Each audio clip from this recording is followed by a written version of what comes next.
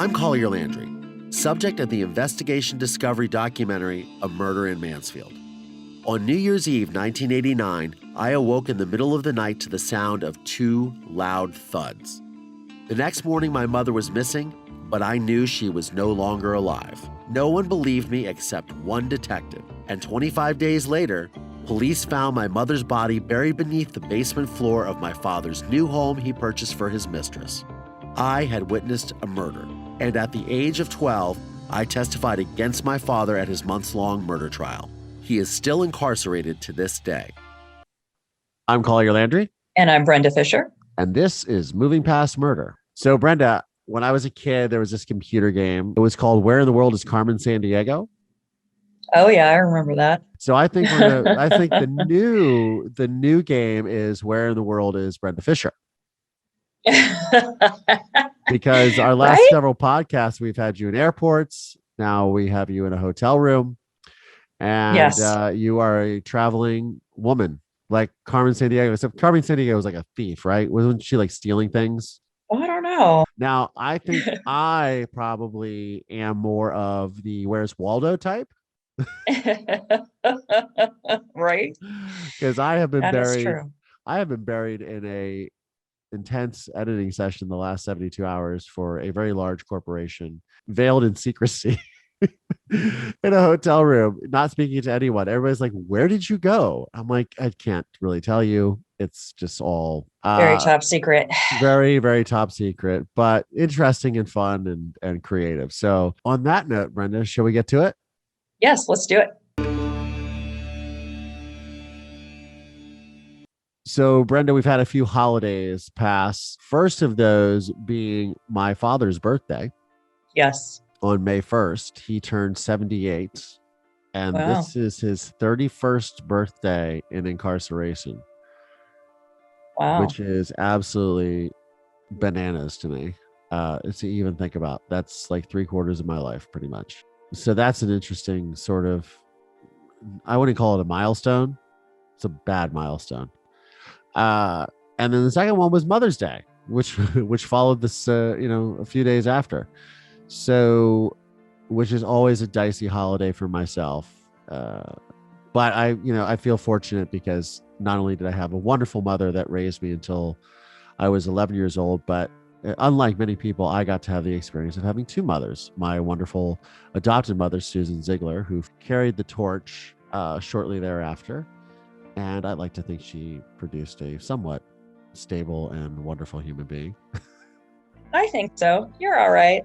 I also think that when she listens to this podcast, she's never going to speak to me again for mentioning her. Oh, snap. She might not be pleased about that, but hey, it is what it is. So speaking of mothers, so we have a little bit of an update on this Melinda Davis case. I believe it was yesterday. John Henry Mack was arrested finally for her murder. Yes. After kidnapping her. And I'm reading the article here in the Mansfield News Journal. Again, my local person of interest, Shelley Wilson Seckle, sent this article to me. Text message said, they got him. So Yay. They got him for whatever that is. It's, as much as we want to say, oh, they got him. It's still tragic. There's children involved. There's a loss of life that is completely senseless.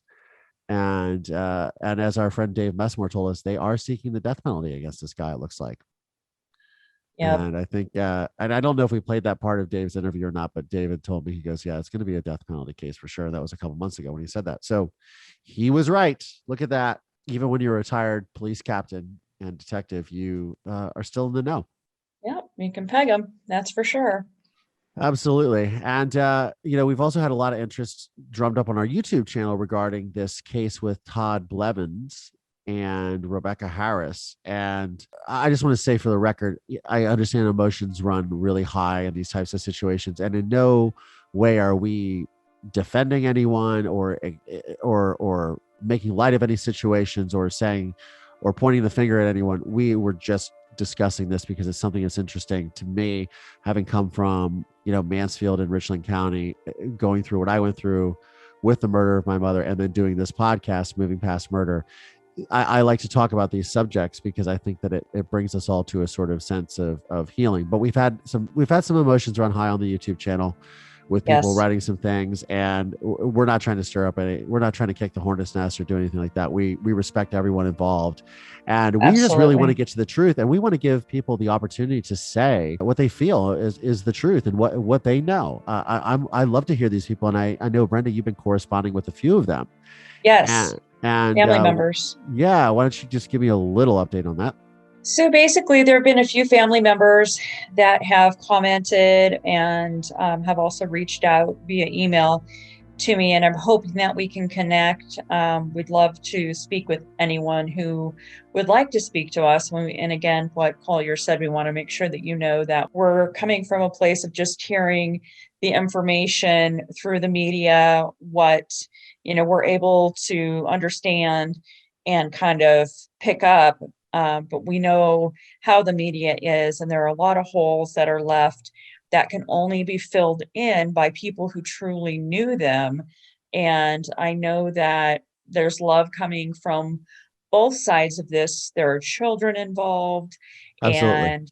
and we just want to make sure that that you can absolutely talk to us if you'd like to come on the podcast and speak your truth and be heard. I think that it can be very cathartic and healing. Absolutely. Absolutely. And that is what, that's the impetus for me doing this in the first place. And is the impetus for me of making a murder in Mansfield to bring awareness to these issues. And also, again, not being a silent bystander and saying, look, this is the truth. This is what happened. This helps, not only defend a narrative or stick up for those that have been affected by this by this senseless tragedy, but also to really make sure the truth doesn't go unheard, because a lot of times the media will publish what they want to publish to sell headlines and to sell advertisements and newspapers or digital newspapers and things like that. I'm not suggesting that anyone is doing that, but we all know, I especially, and so does Brenda, living in the Hollywood machine,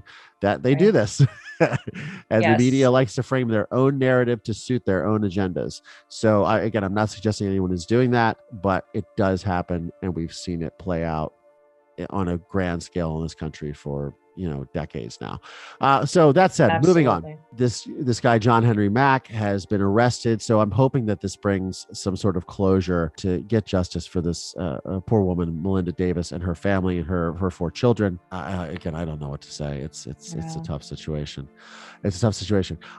So regarding my father, so it was his 78th birthday, incarcerated, and I, for one of the first times, reached out to my father and sent him a birthday email. And I didn't get a response initially because the little JPay app pops up on my phone, and I just happened to check it because I was concerned, because my stalker, as we did the episode a few weeks back, has been in communication with him. And I think when I was looking through the email that she forwarded me, she had something like 25 correspondences with him for God knows what. So I was kind of worried, because I personally do not like anyone trying to frame my own personal narrative or affect my relationship with my father, whatever that may be. That is, between us, and someone else interjecting themselves unnecessarily is classless, to say the least. So we're going to see what my father has to say. And we're going to do that right this second. So I'm going to pull this app up. I have not read this email, so this is going to be the first time. And everyone that's watching on YouTube, I'm going to show you on the phone. So what is it? Okay, let's find it in our Apple iPhone here. Boom. Okay, so now everyone sees it on our YouTube channel. Yay. All right, and it says email and inbox. And there we go. Oh, there's a lot of unread emails right here for anyone that can see.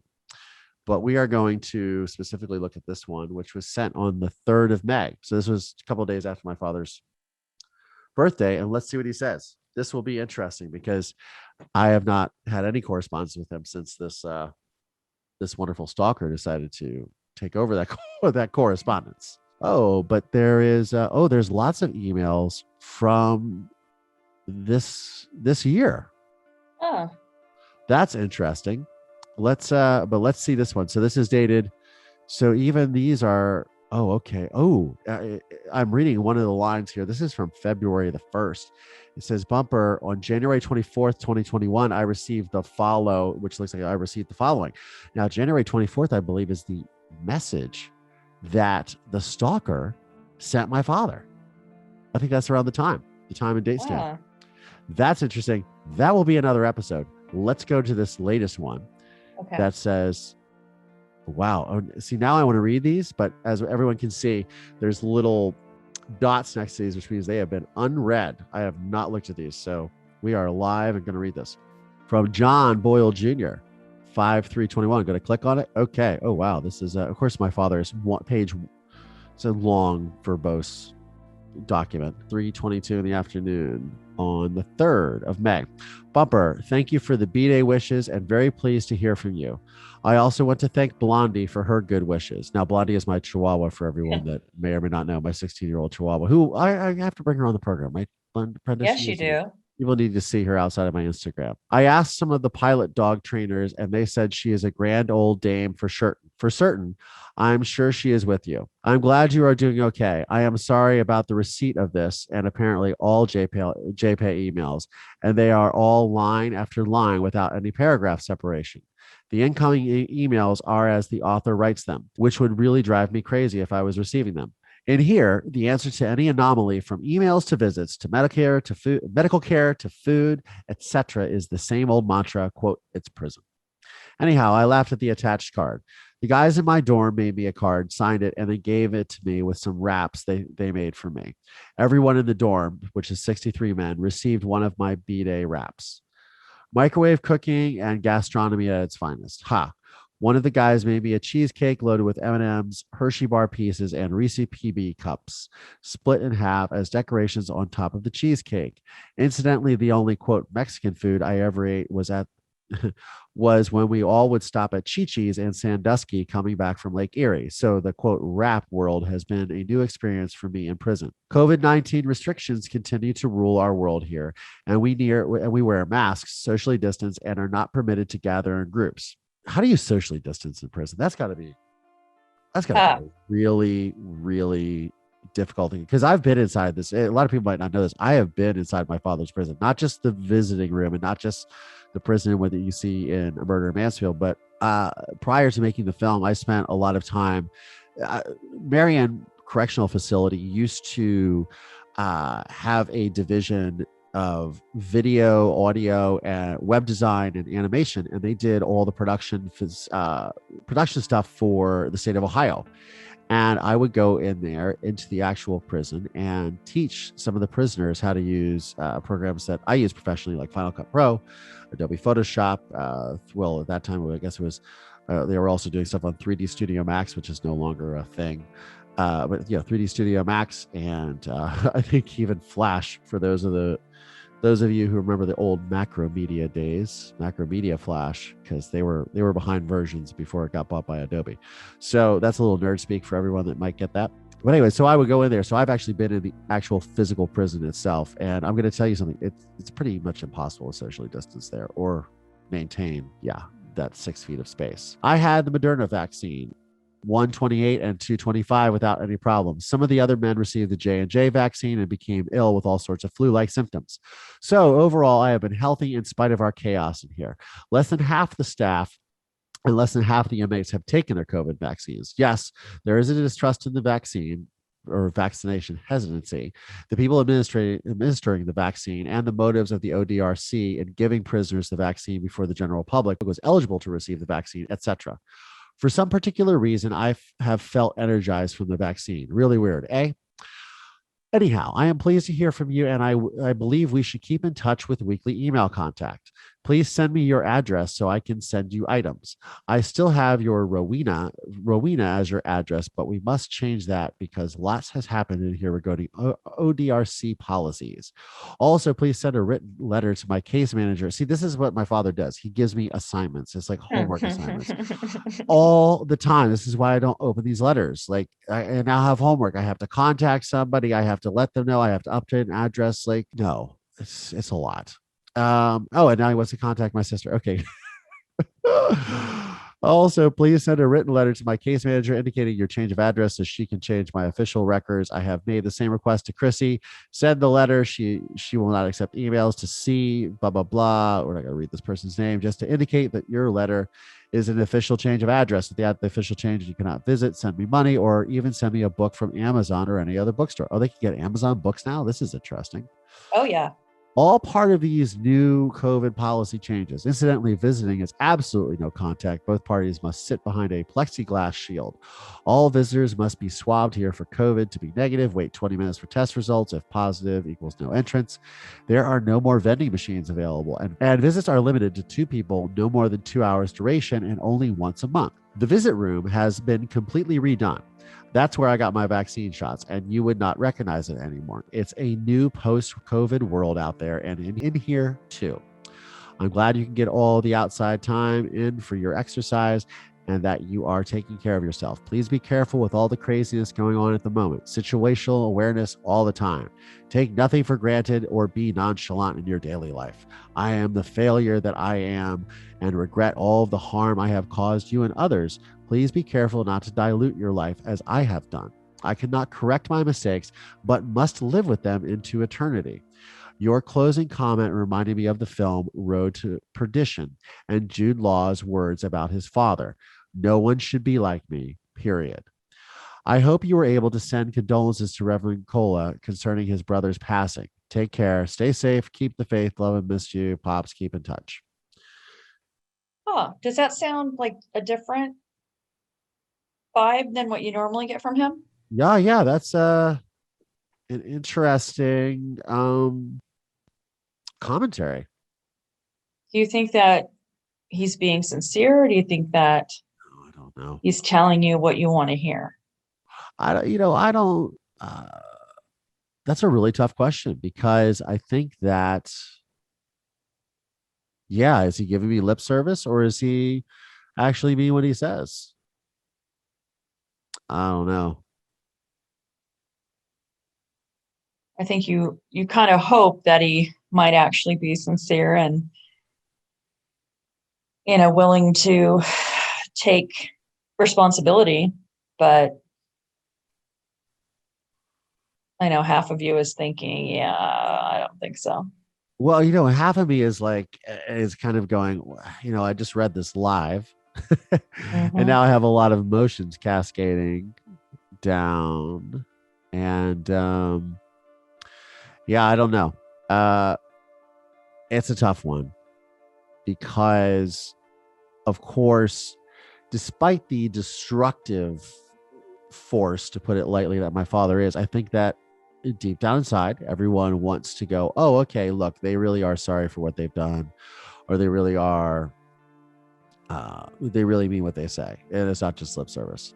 The flip side of me and the cynic in me, which I'm not the most cynical person. I think a lot of people know that, but I'm sort of a perpetual optimist. But I guess the cautious side of me, having dealt with this for my entire life, is that when he says, the mistakes and this and that. Now, is he referring to, as he had, when we read one of his other letters, his mistakes being, him, trusting people in Mansfield or trusting the wrong people in his life, or is he referring to the mistakes of you murdered my mother, you committed these mistakes?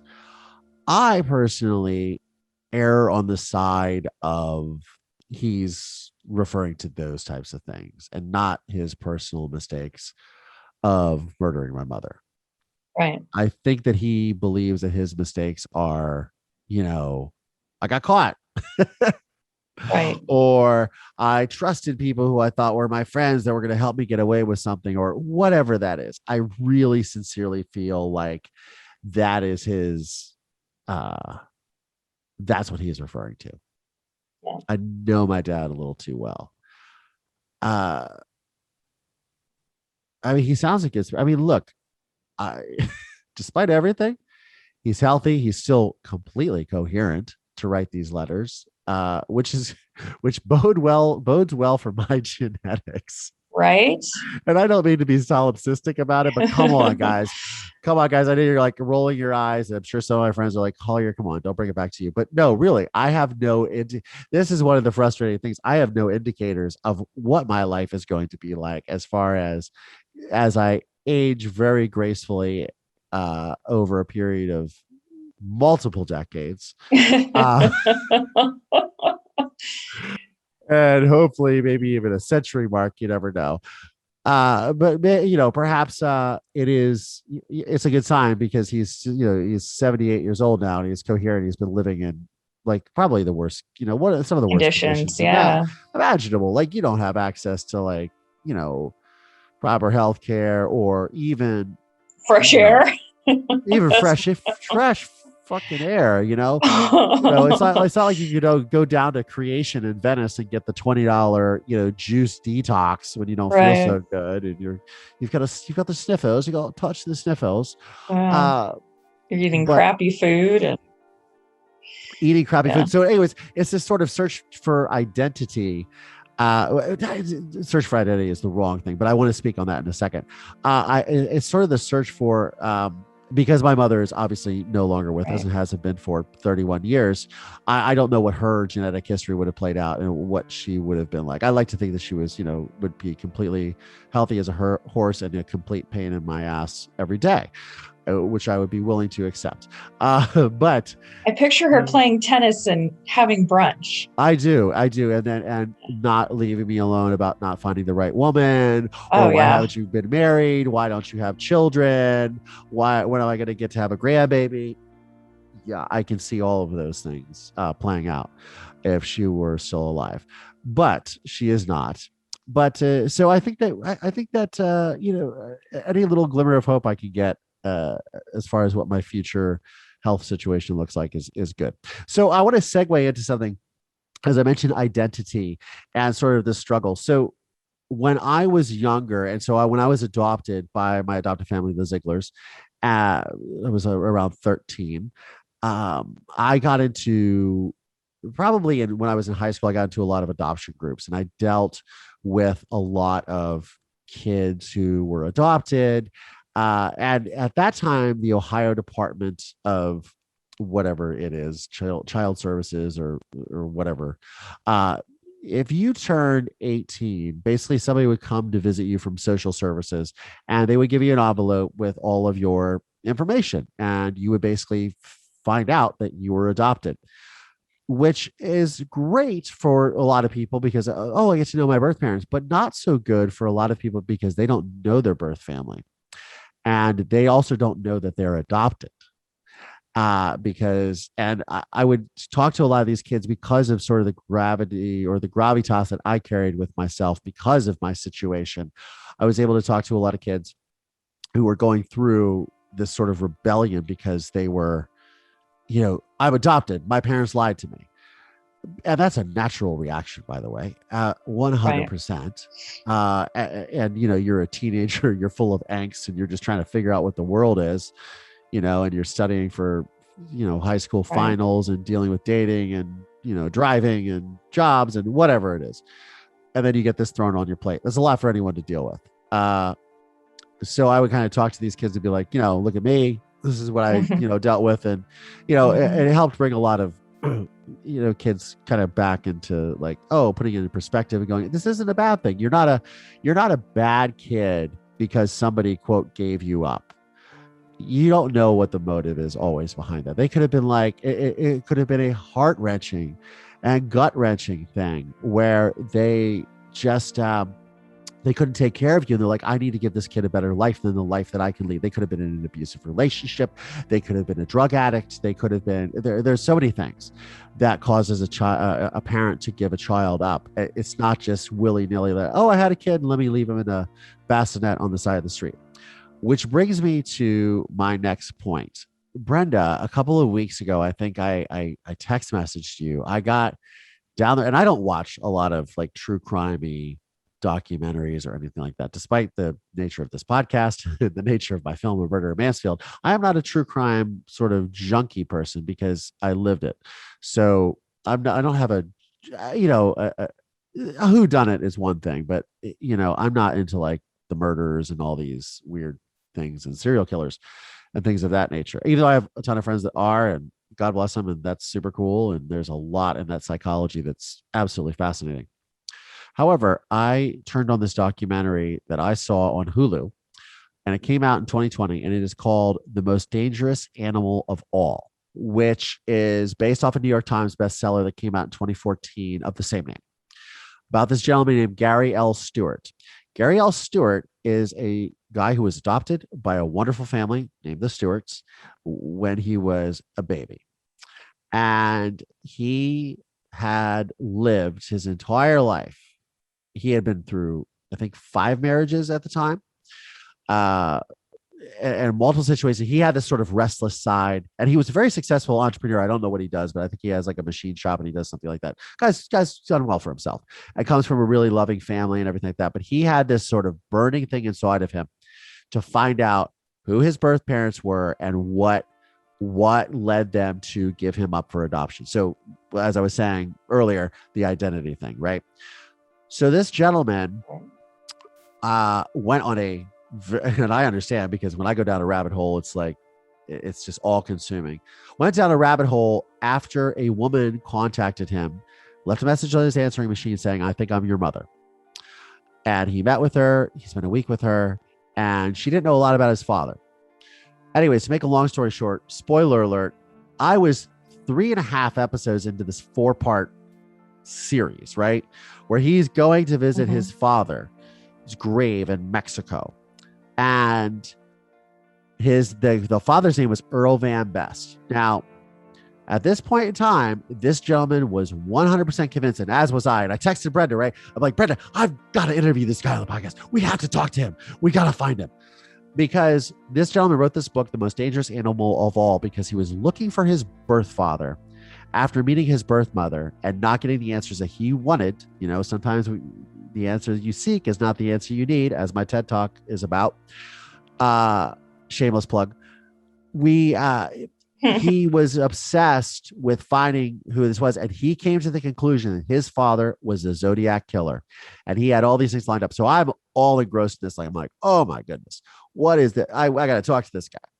Then I continue with the rest of the episodes, and the story begins to unravel. He gets a lot of hate online and things like that. And he's like drinking one night. He's engaging all these people in these forums who are obsessed with the Zodiac killer and finding out who the Zodiac killer is, because that case is still unsolved. And I don't know a lot about it other than it took place in the San Francisco area. He was a serial killer, killed multiple people, wrote lots of cryptic letters that involved ciphers. And that's why he was called the Zodiac killer, something to that effect. Anyways, he believes his father was a Zodiac killer, had all this research, got this very famous true crime author to co-write this book with him, which became a New York Times bestseller, published by HarperCollins, huge publishing house. Make a long story short, in this documentary, the story starts to unravel, and he's placed his hopes on like these DNA evidence and all these things, right? And he's like, "I saw it on TV." And then they interview the gentleman who was the producer from Dateline or 2020 that said, "Yes, that data that we showed is not the real data because it's an open investigation and we cannot show FBI crime files on television." So they sort of based, and they had he had his own DNA test done with him and his father and the Zodiac killer's DNA and all this stuff, right? And everything lined up. Turns out that in this obsessive, because it just started just consuming him, he sort of fudged a little bit. He took, not fudged or lied, he took creative liberties. And you got to I'm watching this and I'm watching the whole story unravel, and like an Elon Musk tweet on Bitcoin just plummeting before our eyes. And you just see this happening, and the whole story just comes unravel on camera. The author is upset because she's like, this motherfucker lied to me, and this, that, and the other. Really, his mother that had reached out to him hadn't spoken to him again, because she read the book and said, this isn't what happened or whatever. And he was convinced that she was lying, but he became so caught up in developing his own narrative out of his genuine desire to find out what his identity was. And at the end of the day, he has this breakdown on the stairwell where he believes that he was found, according to the caseworker, in his bassinet when she was underage. She was like 15 when she had him, or 14 something. She got married to an older man. Very weird, not good. This gentleman basically took the baby when she was at work and left the baby somewhere because he couldn't handle with the baby. So basically gave the baby up, just left him in the stairwell. And this man has, when he found that out, has been struggling with, why would somebody leave me? Why would they leave a child? And this ultimately consumed him to the point where he concocted this entire story in his head that his father was a Zodiac killer, and therefore he had that identity. Wow. And that became his identity. And I'm sure people would say, oh, it's insidious, it was wrong, and he made a bunch of money from the book and this, that. He didn't need the money. Guy was already well off. Yes, he made more money off the book, and the writer was very upset because it called into question her artistic integrity, and she was just like, I believed him. He had all the proof.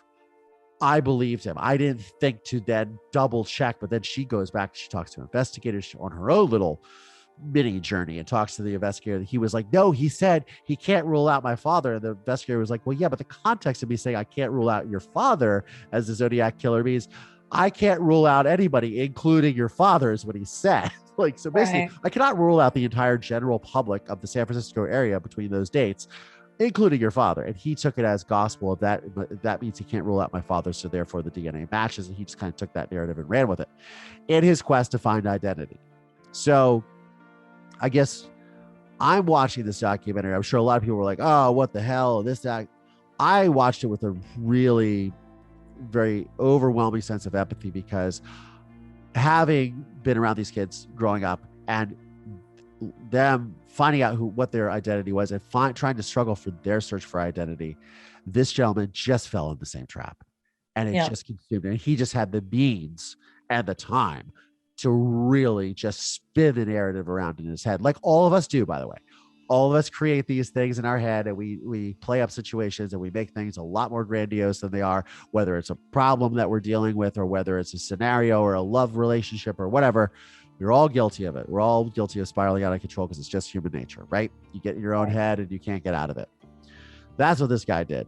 But it was a fascinating thing, because I'd really wanted to interview him as a guest and be like, so because I watched this, and here's the whole moral of the story. I watched this story, and for the first time in my life, the very first time in my life, I'm watching this going, wow, this guy's life is as fucked up as mine. And you know what? It was all bullshit. Oh, wow. There you go. On that note, I am Collier Landry. And I'm Brenda Fisher. And this is Moving Past Murder. Thanks, y'all.